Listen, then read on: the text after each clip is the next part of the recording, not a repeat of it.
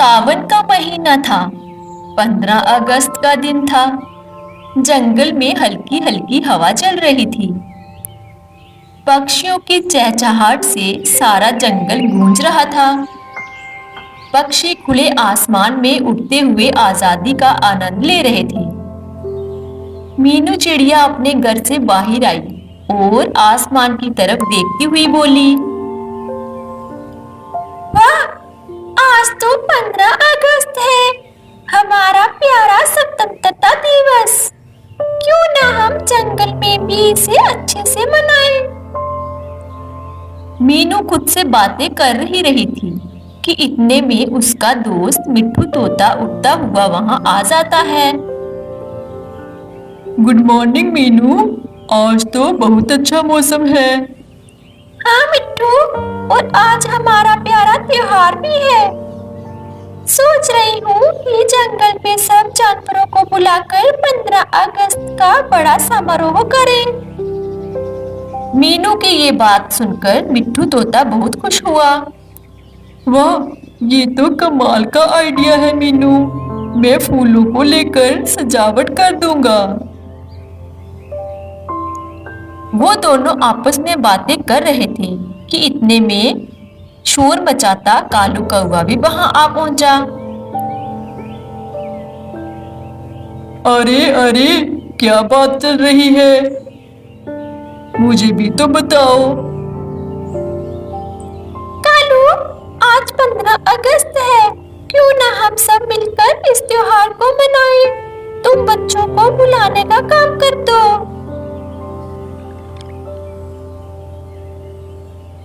मीनू बहन, बात तो तुमने बिल्कुल सही कही है, लेकिन बुलाने से पहले कुछ खाने को मिलेगा क्या?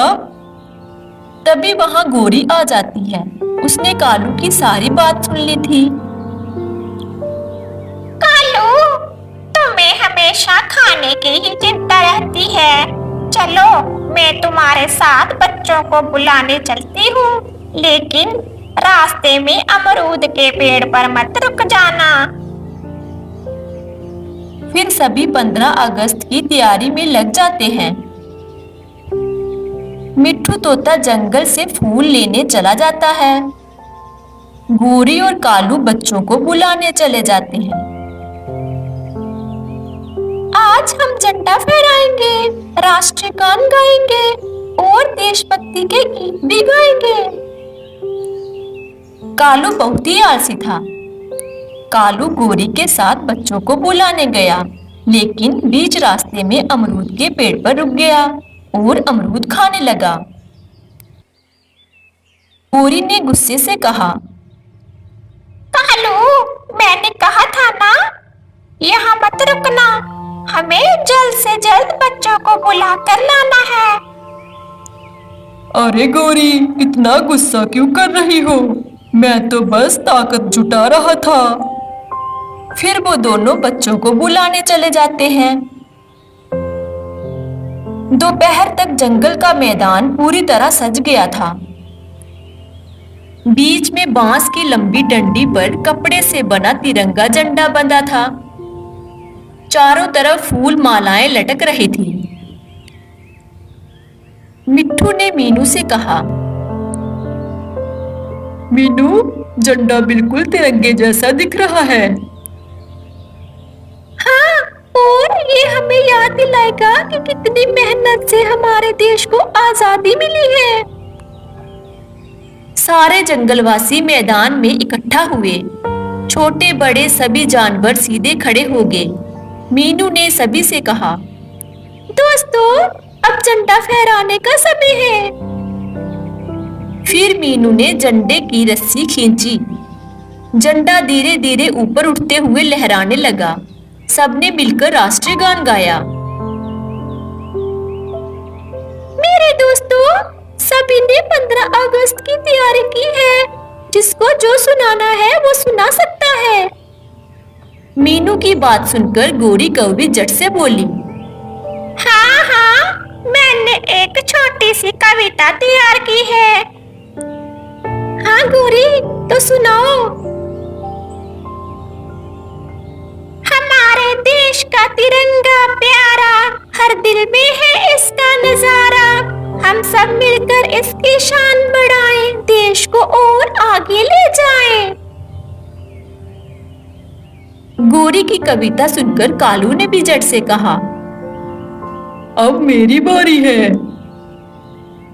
आज 15 अगस्त है, इसका मतलब छुट्टी है और छुट्टी में मिठाई मिलती है। मिट्ठू ने हंसते हुए कहा, कालू तुम तो बस खाने के लिए ही भाषण देते हो, दम है तो रस्साकशी में आओ। मिट्ठू की बात पर कालू ने कहा, मैं तो खाने का काउंटर संभाल रहा हूँ। मौका मिलते ही कालू मिठाई के डिब्बे में हाथ डालने लगा। तभी मीनू ने उसे पकड़ लिया। कालू, तुम वाकई सुधरने वाले नहीं हो। अब शाम भी होने वाली थी। बबलू बालू ने कहा, मिट्ठू यार, तुमने अभी तक कुछ नहीं सुनाया और इस दिन की रौनक भी तुम्हारे सुनाए बिना बेकार है। चलो अब जल्दी से कुछ सुना दो। हाँ मेरे दोस्त, क्यों नहीं। मेरा मुल्क मेरा देश मेरा ये वतन, शांति का उन्नति का प्यार का चमन, इसके वास्ते निसार है मेरा तन मेरा मन। ए वतन ए वतन ए वतन, जाने जा जाने जा जाने मन। मिट्ठू का गाना सुनकर बहुत खुश हुए। बहुत अच्छे मेरे दोस्त, बहुत अच्छे। दोस्तों, आज हमने मिलकर जो खुशी बांटी वही असली आजादी है। सबका साथ और सबका विकास। सबने मिलकर कहा, भारत माता की जय। भारत माता की जय। भारत माता की जय। गर्मियों के बाद का मौसम था। जंगल में हल्की हल्की हवा चल रही थी। पेड़ों पर नई कोंपलें फूट चुकी थी। उसी जंगल में रहती थी प्यारी चिड़िया, जिसका नाम मीनू था। मीनू ने जंगल के बीचों बीच एक घर बनाया था। वह उसी घर में रहती थी। मीनू के घर के पास ही एक बड़ा घना और हरा भरा आम का पेड़ था। मीनू ने खुशी से कहा, आज का मौसम कितना सुहाना है। आम के पेड़ पर भी कितने सारे फल लगे हैं। मीनू के लिए ये आम का पेड़ सिर्फ एक पेड़ नहीं था।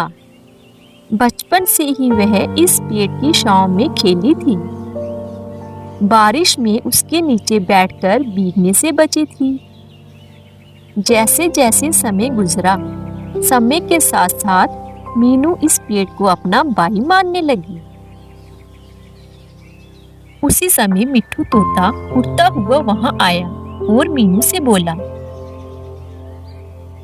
मीनू बहन, आज तो राखी का त्योहार है, तूने तैयारी कर ली क्या?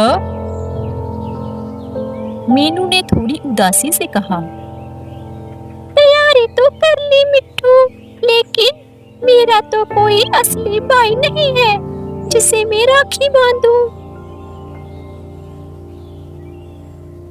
अरे भाई तो रिश्तों में ही नहीं होता, दिल में भी होता है। मीनू, तूने तो कहा था ना कि ये आम का पेड़ तेरा भाई जैसा है, तो तू उसी को राखी बांध दे। मिट्ठू की ये बात सुनते ही मीनू की आंखों में चमक आ गई। उसने खुशी से कहा, सही कहा मिट्ठू भैया, आम का पेड़ ही तो मेरा सच्चा साथी है। उसने मुझे धूप, बारिश और तूफान से बचाया है। मिट्ठू, मैं अभी अंदर से राखी लाती हूँ, और अपने भाई को बांध देती हूँ। मीनू तुरंत अपने घर में गई और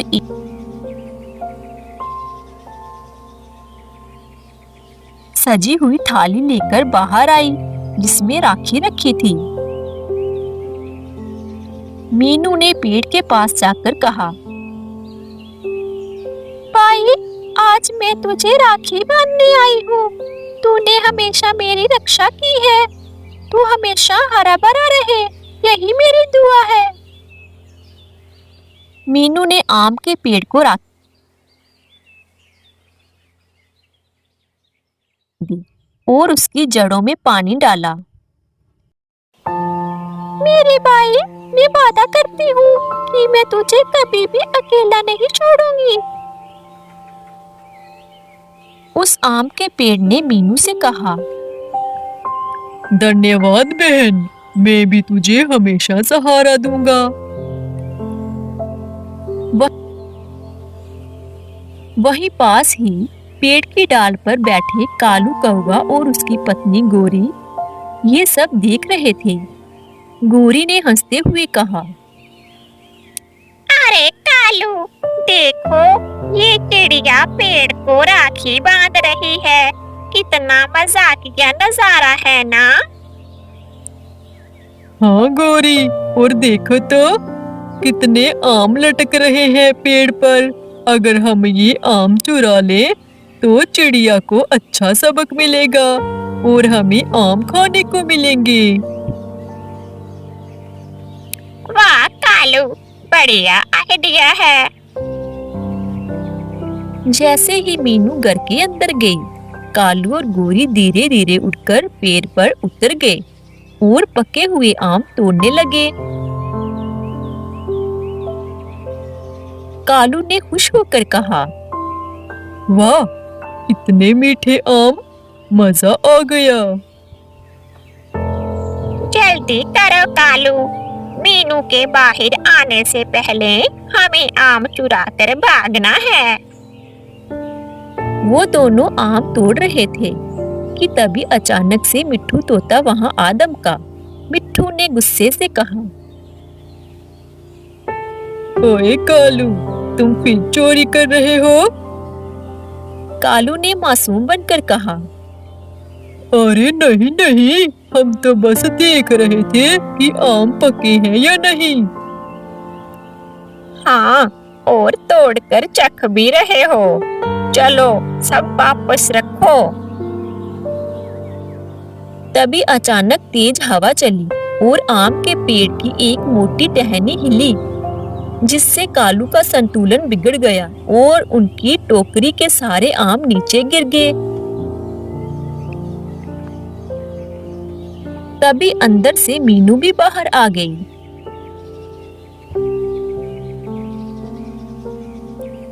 कालू, ये क्या कर रहे हो? आज मैंने अपने भाई को वचन दिया है कि मैं उसकी रक्षा करूंगी और तुम उसके फल चुरा रहे हो। कालू ने शर्मिंदा होकर कहा, हमें माफ कर दो मीनू, हमसे गलती हो गई। हाँ मीनू बहन, अब हम कभी ऐसा नहीं करेंगे। मीनू ने मुस्कुराकर उन्हें माफ कर दिया और कहा, रक्षाबंधन का मतलब सिर्फ रक्षा लेना नहीं, बल्कि दूसरों की रक्षा करना भी है। आज हम सब मिलकर आम खाएंगे, लेकिन पहले पेड़ के लिए भी थोड़ा पानी डालेंगे।